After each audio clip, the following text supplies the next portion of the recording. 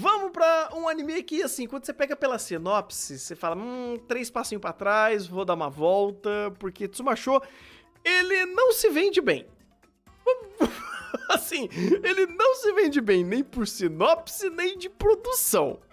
Porque aqui a gente tem a família Nishima, né, que a mãe da família acabou morrendo, e a Takai, né, no caso, e ela acaba reencarnando numa garotinha de outra família, né? Nada a ver com eles ficaram um bom tempo sem... vivendo o luto da morte da mãe, né? Tanto o marido dela quanto a filha. E ela reencarna, vira essa garotinha e ela meio que tropeça nessa família de novo, acaba indo visitar eles e coisas do tipo. E meio que isso dá uma luz de esperança, isso dá mais uma felicidade pra vida, tanto do pai quanto da filha, que estavam meio ali perdidos ali na desilusão. Ainda estavam em luto. Ainda estavam em luta, tipo, porra, ficaram mais de 10 anos em luta, mais ou menos. Sim. E o anime é sobre isso. Uhum. Mas, Thunder, comece descrevendo por que você saiu correndo. Cara, assim, já começa a premissa esquisita do pai olhando, assim, o tio aqui, o Keisuke, ele é um assalariado de meia idade, que vive o luto da sua esposa, e de repente a sua esposa volta como uma garotinha colegial. De colegial não, do fundamental. Fundamental, é mais novo. Fundamental, é complicado. E aí você olha essa premissa e fala, Japão.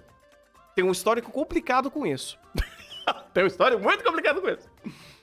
Aí você fala, beleza, vou dar o benefício da dúvida e não tem nada errado nesse sentido até onde eu assisti. Eu vi os 2 primeiros episódios. O que me deixou desconfortável pra caralho é que esse luto ou essa intensidade de sentimentos dos personagens nos primeiros episódios é extremamente artificial. A produção não ajuda? Não ajuda. A produção definitivamente não ajuda. A produção é horrível. E quando você pega a superficialidade do roteiro nesse sentido de introduzir esses personagens e você já começa a torcer muito o nariz por conta dessa caricatura tão forçada que fica beirando a coitadolândia que eles querem fazer, principalmente do pai, né, o Keisuke. Ele não me pareceu uma proposta interessante. Ele não me pareceu um personagem interessante, não comprei a ideia dele. Porque todo momento era, eu estou feliz porque eu tô comendo a marmita dela. Eu tô triste porque eu não tenho mais a marmita dela. Minha vida tá feliz. Minha vida tá triste, não sei o quê. Ele não sabe elaborar muito bem esse início da história. Esse pontapé inicial, o personagem parece muito antipático. O personagem parece muito forçado. Eu entendo que vocês estão vivendo luta, eu entendo que a história tá começando a desenhar essa conversa. Mas é uma conversa tão crua, tão boba inicialmente, como eles fazem, que eu falei, cara, não consegui. Eu não entrei nessa história. Justo. Na verdade, bastante justo, porque de fato o início é bem estereotipado, bem arrastado e monótono. Monótono, porque o início é o marido babão, de repente vendo uma pessoa uma criancinha que tem as almas a alma da esposa dele e ficando todo babão em cima disso e elaborando um novo contrato de casamento com uma criança. Meu Deus. Tá. Caralho. Dito isso... A parte do contrato, eu não vi se eu cheguei nessa parte, mas... Ai, cara, faz sentido. E, inclusive, de novo, o estereótipo desse personagem me tiltava. Eu acho mas que... é proposital. Eu imagino que seja, cara. Eu imagino que seja. Mas no frigir dos ovos de tudo que é o começo dessa história, eu achei super indigesto. Sim. E é um personagem meio que feito pra ser esse personagem babão, pra ser esse personagem meio bobão, no sentido de que ele não pensa muito por si só. Ele no luto dele se tornou a não aceitação da morte da esposa dele, tornou ele uma pessoa assim, vivendo no modo automático. E a história é sobre isso, porque conforme a história vai passando, mais personagens vão sendo colocados, mais situações vão sendo colocadas, mais pessoas vão sendo introduzidas na narrativa, toda a temática de todos os outros personagens é superação de perdas. É superação. Na maioria das vezes, tirando um caso, superação da morte, superação do luto. Uhum. E toda a construção da história dele vai passando sobre isso, ao ponto que, no final, quem não aceita que a esposa continue reencarnada na criancinha não é o marido. Pequeno spoiler. É a filha.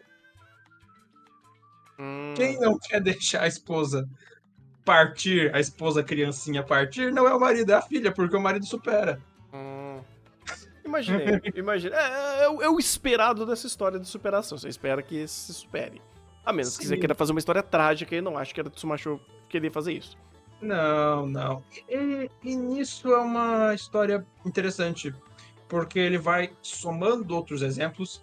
Assim, a ideia de Coitadolândia, desculpa, Thunder, não vou mentir pra você, fica até o final. Porque Ah, literalmente, praticamente todos os outros personagens que entraram aqui têm um passado triste, perderam gente, estão de luto. cara, esse tipo de história me cansa, porque a Coitadolândia, assim como qualquer. Obviamente não. Eu estou fazendo um apelido para um uso narrativo disso, mas não é exatamente errado, nem ruim. A gente tem Evangelion que sabe fazer muito bem a Coitadolândia. O Shinji é o pináculo da Coitadolândia. Sabe? Dá pra fazer personagem bom com a Coitadolândia. E irritante também. Mas aqui não tem como, cara. Desculpa, os caras, tipo, não conseguem ornar. E ficar na Coitadolândia batendo na mesma tecla quando você tem pouca dinâmica pra tornar a obra um pouco mais cinza e ela é tão dura, eu falei, esquece, eu tô fora disso. Justo, justo, porque de fato não vai ser uma obra para todo mundo. Uhum.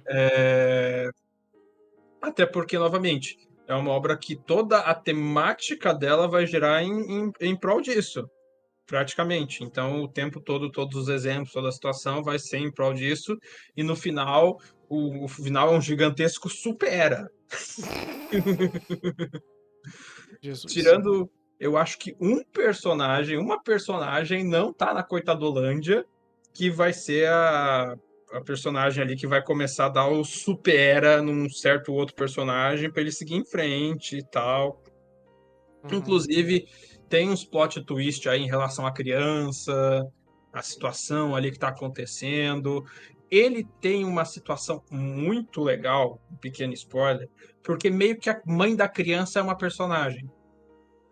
Ah, E aí, quem que é esse adulto de meia idade que tá andando de mãozinha com a minha filha? caraca. E a Oh. construção. Hã? Não! Ai, deixa. Só a ideia inicial já. Ai, meu Deus. É. E por mais que não seja uma personagem perfeita, por mais que também seja uma personagem que tenha seus momentos de coitadolândia, eu sofri e agora eu faço os outros sofrerem. Algo do tipo. Eu sofria e agora sofria, né? Eu sofria e agora sofria. É essa porra aí.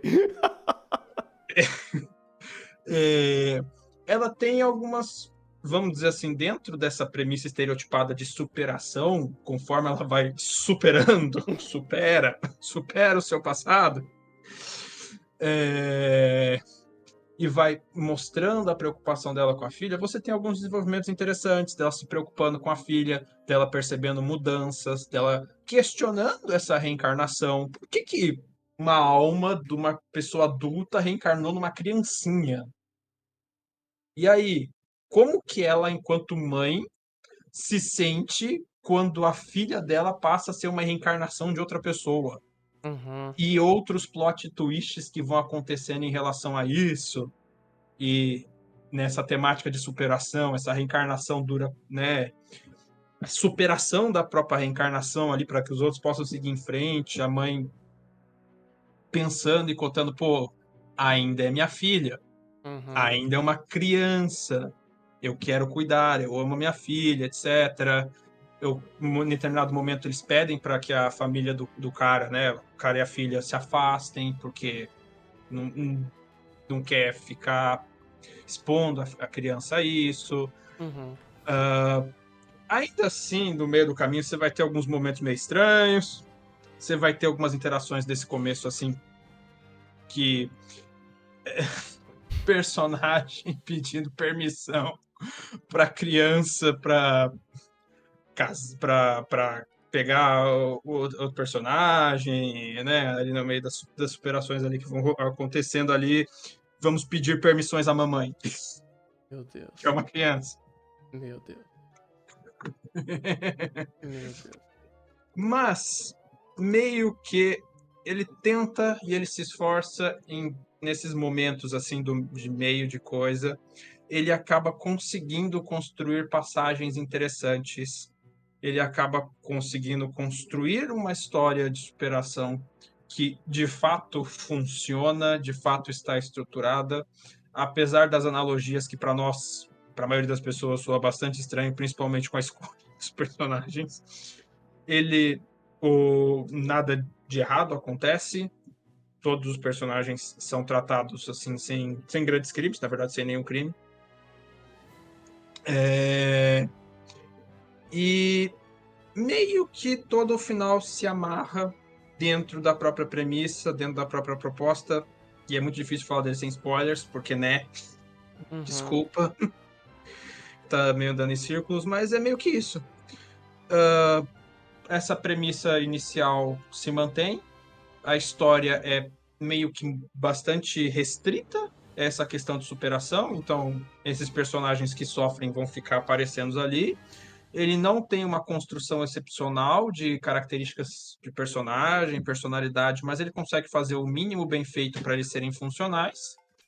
De fato, eles superam as situações, de fato, superações acontecem, ele consegue botar alguns plot twists, racionalizar aquela situação bizarra que eles estão vivendo e dar uma conclusão legal, ok, merece um 6. Olha só. Olha só. Bacana.